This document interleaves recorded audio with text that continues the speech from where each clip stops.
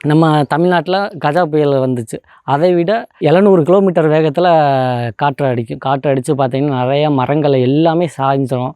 அந்த மாதிரி ஒரு இயற்கை சீற்றங்கள் ஏற்பட போகுது. அது மட்டும் இல்லை, வல்லரசு நாடுகள், அதாவது வல்லரசு நாடுகள் உலகத்திலே மிகப்பெரிய வல்லரசுன்னு அப்படி சொல்லக்கூடிய ஒரு 5 நாடுகளில் பார்த்திங்கன்னா நிலச்சரிவு, அதாவது நிலச்சரிவுங்கிறது பார்த்திங்கன்னா 2 விதமாக ஏற்படும். நிலச்சரிவு ஏற்படும், நிலநடுக்கமும் ஏற்படும். நிலநடுக்கம் ஏற்பட்டு பெரிய மாட மாளிகை கூட கோபுரம்னு சொல்லக்கூடிய அந்த அளவு இருந்த நகரங்கள் எல்லாமே பாதி மண்ணுக்குள்ளே போக போகுது. பல ஆயிரம் அடி ஆழத்துக்கு மண்ணுக்குள்ளே போக போகுது.